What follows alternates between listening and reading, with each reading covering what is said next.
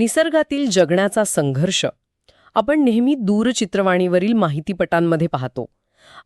तिथे बहुधा एकच नियम दिसतो, बळी तो कानपिडी. हो, अगदी बरोबर. चित्ता हरणाची शिकार करतोय किंवा एखादी मगर पाण्याजवळ आलेल्या प्राण्याला अचानक खेचून नेतीये. आणि हे रणांगण समजायला तसं खूप सोपं असतं. पण याच निसर्गात आपल्याला असेही काही प्रसंग दिसतात जे या क्रूर नियमाला पूर्णपणे छेद देतात. नक्कीच. आणि म्हणूनच आजच्या या सखोल अभ्यासात आपण रिचर्ड डॉकिन्स यांच्या द सेल्फिश जीन या पुस्तकातील एका अत्यंत रंजक प्रकरणावर लक्ष केंद्रित करणार आहोत. या प्रकरणाचं नाव आहे you scratch my back, oil ride on yours. होय, आणि या प्रकरणाचं मुख्य ध्येय हे समजून घेणं आहे की निसर्गातील अत्यंत स्वार्थी जनुके एकत्र येऊन एकमेकांना मदत करणारे आणि वरवर पाहता अत्यंत निस्वार्थी वाटणारे प्राणी आणि समाज कसे निर्माण करतात. कारण आपण जाणतो की उत्क्रांतीचा मूळ पाया हा स्वार्थावर आणि स्वतःच्या अस्तित्वावर उभा आहे. मी खरंच खूप विचार करत होते की हे उलगडून कसं बघता येईल. ते साहजिकच आहे. म्हणजे जर प्रत्येक जनुक फक्त स्वतःचाच विचार करत असेल तर निसर्गात सहकार्य आणि त्यागाची उदाहरणं कशी काय अस्तित्वात येऊ शकतात. हे गणित कसं जुळतं हे जाणून घेण्याची मला खूप उत्सुकता आहे. या प्रश्नाचं उत्तर शोधण्यासाठी आपण सर्वात आधी प्राणी गटात म्हणजे कळपात किंवा थव्यात का राहतात या वागणुकीकडे वळायला हवं. पण गटात राहणे हा काही नेहमीच सुरक्षित पर्याय नसतो ना. म्हणजे कसं? म्हणजे जर खूप सारे प्राणी एकत्र असतील तर एखाद्या भक्षकाचं लक्ष त्यांच्याकडे अधिक लवकर वेधलं जाईल. त्यापेक्षा एखादा एकटा प्राणी सहज जंगलात लपून बसू शकतो. हा खूपच महत्वाचा मुद्दा आहे. तरीही अनेक प्राणी समूहात राहणं पसंत करतात कारण अंतिमतः त्यात त्यांच्या जनुकांना जास्त फायदा असतो. अंटार्क्टिकामधील एम्परर पेंग्विनचं उदाहरण आपण पाहू शकतो. अच्छा, ते बर्फात एकत्र उभे असतात ते. अगदी तेच. ते प्रचंड थंडीत स्वतःची उष्णता टिकवून ठेवण्यासाठी एकमेकांना चिकटून उभे राहतात. किंवा आकाशात व्ही आकारात उडणारे पक्षी बघा, जे हवेचा दाब कमी करण्यासाठी एकमेकांच्या पंखांच्या हालचालीचा फायदा घेतात. बरोबर आहे. पण यातला सर्वांत रंजक आणि थोडा धक्कादायक सिद्धांत W.D. हॅमिल्टन यांनी मांडला आहे. त्याला स्वार्थी कळपाची भूमिती किंवा geometry of the selfish heard असं म्हटलं जातं. स्वार्थी कळप, बापरे, हे नावच खूप विरोधाभासी वाटतंय. कळप किंवा गट म्हटल्यावर आपण सहकार्याची आणि एकमेकांना जपण्याची अपेक्षा करतो. तिथेच तर खरी गोम आहे. हॅमिल्टन यांच्या मते प्राणी कळपात राहतात कारण प्रत्येक जण स्वतःला वाचवण्यासाठी दुसऱ्याच्या मागे लपण्याचा प्रयत्न करत असतो. म्हणजे ते मुद्दाम एकत्र येत नाहीत. नाही. समजा एका कुरणात हरणे चरत आहेत. भक्षक आल्यावर सर्वात जास्त धोका कोणाला असतो? जो कळपाच्या कडेला आहे त्याला. अगदी बरोबर. त्यामुळे प्रत्येक प्राण्याला कळपाच्या मध्यभागी राहायचं असतं, जिथे तो सर्वात जास्त सुरक्षित असतो. अरे वा, म्हणजे कोणीही मुद्दाम एकमेकांचं रक्षण करत नाहीये. नाही, मुळीच नाही. प्रत्येकजण मला वाचवा असं म्हणत दुसऱ्याला स्वतःची ढाल बनवण्याचा प्रयत्न करतोय. यामुळे बाहेरचे प्राणी आत घुसण्याचा प्रयत्न करतात आणि तो कळप अधिकाधिक घट्ट होत जातो. आणि या स्वार्थी दृष्टिकोनातून आपण पक्ष्यांच्या धोक्याच्या इशाऱ्यांकडे, ज्याला आपण अलार्म कॉल्स म्हणतो, त्याकडे पाहिलं पाहिजे. मी ऐकलंय त्याबद्दल. जेव्हा झाडीत लपून बसलेला एखादा पक्षी दुरून आकाशात घिरट्या घालणाऱ्या ससाण्याला पाहतो तेव्हा तो एक विशिष्ट आवाज करून इतर पक्ष्यांना इशारा देतो. पण थांब, हे तर पूर्णपणे निस्वार्थी कृत्य वाटतंय. म्हणजे आवाज केल्याने त्या ससाण्याचं लक्ष स्वतःकडे वेधलं जाण्याचा धोका नसतो का? स्वतःचा जीव धोक्यात घालून तो इतरांना वाचवतोय असं नाही का वाटत? वरवर पाहता हे कृत्य शूरपणाचं वाटतं. पण यामागे केव सिद्धांत नावाचे एक अचूक गणित आहे. तो आवाज करणारा पक्षी इतरांना वाचवण्यासाठी ओरडत नसतो. मग तो आजूबाजूच्या पक्ष्यांना सांगत असतो, चुपचाप खाली बसा आणि हालचाल थांबवा. म्हणजे तो स्वतःसाठीच त्यांना शांत राहायला सांगतोय. कसं काय? मला नाही समजलं. हे बघा, विचार करा, जर त्या इतर पक्ष्यांनी ससाण्याला पाहिलं नसतं आणि ते तसेच गोंधळ करत राहिले असते किंवा अचानक घाबरून आकाशात उडाले असते तर काय झालं असतं? त्यांच्या त्या हालचालींमुळे ससाण्याचं लक्ष त्यांच्या दिशेने नक्कीच गेलं असतं. अगदी बरोबर. आणि जर ससाणा त्या पूर्ण घोळक्याच्या दिशेने आला तर त्या आवाज करणाऱ्या पक्षाचा स्वतःचा जीवही धोक्यात आला असता ना. अरे वा, हे तर अगदी शाळेतल्या त्या प्रसंगासारखं आहे.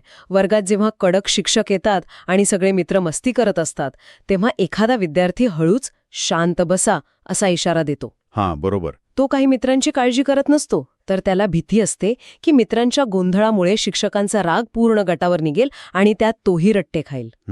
तो स्वतःचा बचाव करत असतो. क्या बात है. खूपच छान उदाहरण दिलत. निसर्गातील तो पक्षीही अगदी याच मानसिकतेतून वागतो. तो आवाज इतका अचूक आणि विशिष्ट वारंवारितेचा असतो की तो ऐकू तर सर्वांना येतो, पण तो नेमका कुठून आला हे ससायण्याला शोधता येत नाही. अच्छा, म्हणजे तो स्वतःला लपवतोय. हा निस्वार्थीपणाचा मुखवटा घालून वावरणारा एक अत्यंत स्वार्थी हेतू आहे तर. होय, अगदी असंच म्हणता येईल. पक्ष्यांचे हे इशारे गुपचूप असतात आणि त्यात स्वतःला लपवण्याचा हेतू असतो, हे समजलं. पण काही प्राणी शत्रू समोर आल्यावर गुपचूप लपून बसण्याऐवजी सर्वांचं लक्ष वेधून घेणारी मोठी आणि स्पष्ट हालचाल का करतात?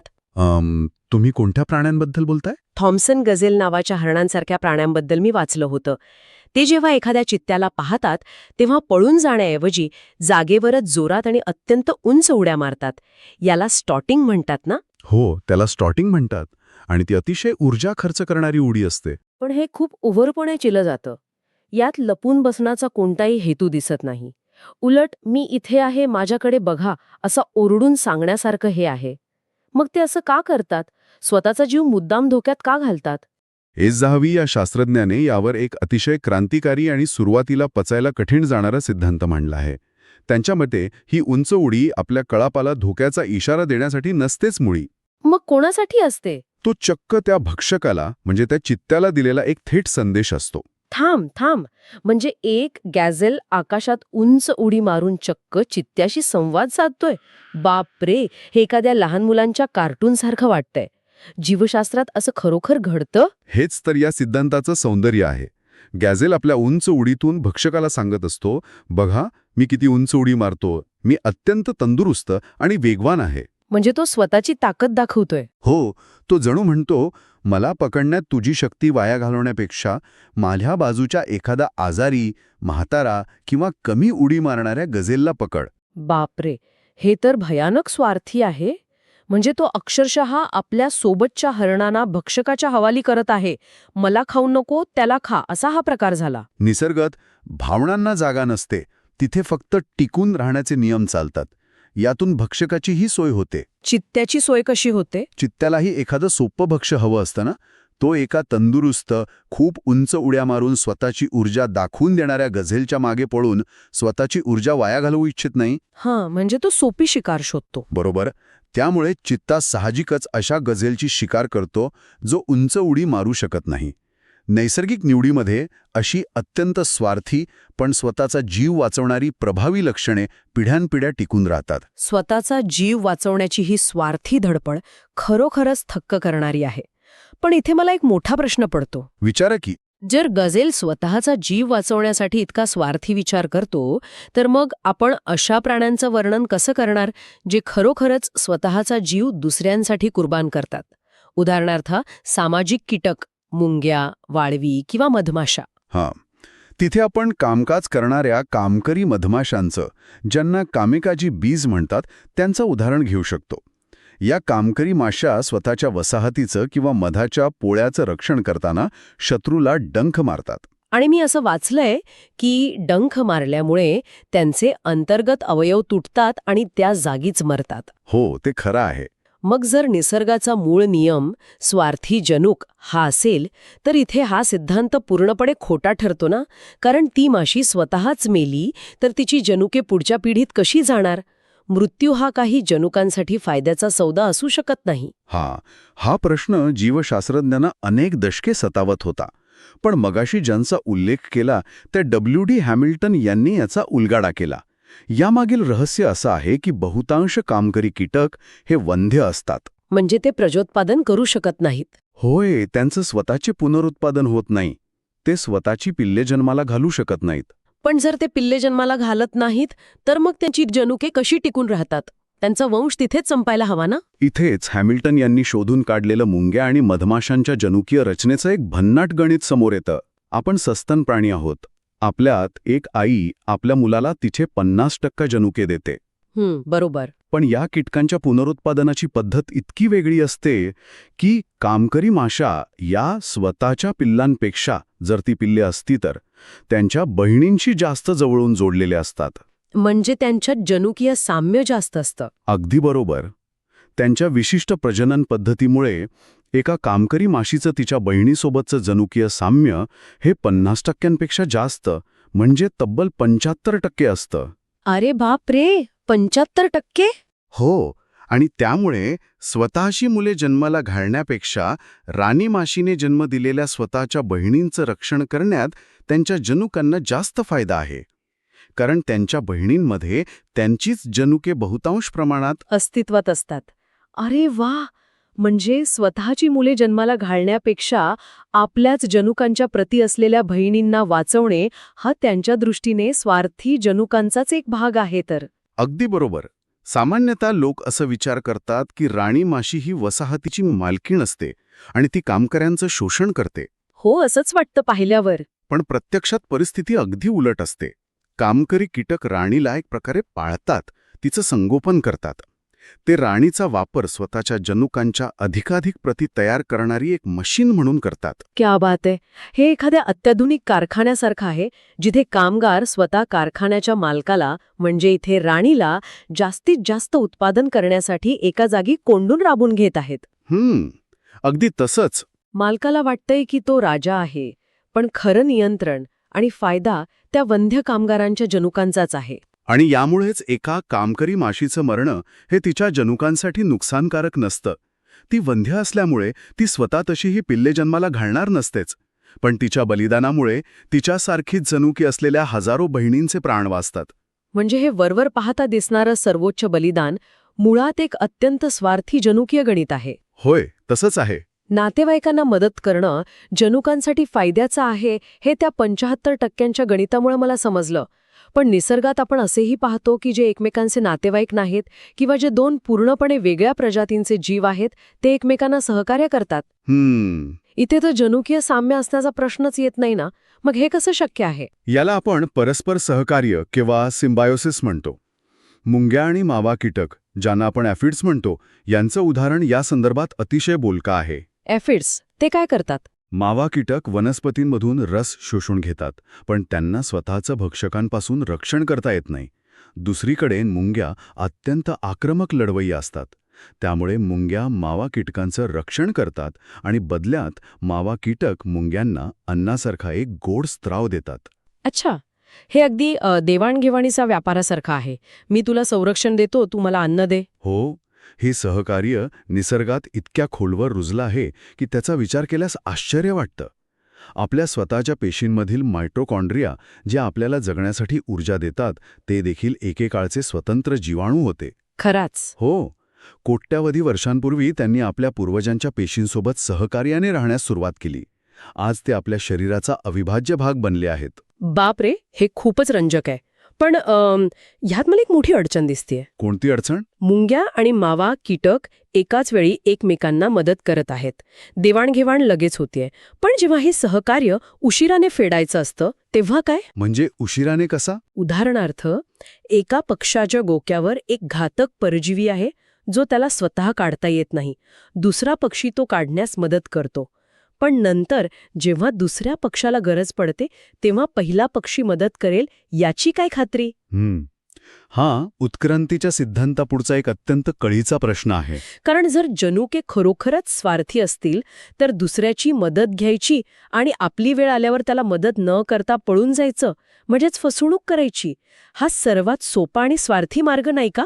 फसवणूक करणारा पक्षी नेहमीच फायद्यात राहील असं मला वाटतं. रॉबर्ट ट्रायव्हर्स या शास्त्रज्ञाने या प्रश्नाचं उत्तर गेम थिअरी आणि संगणकीय प्रयोगातून दिलं आहे.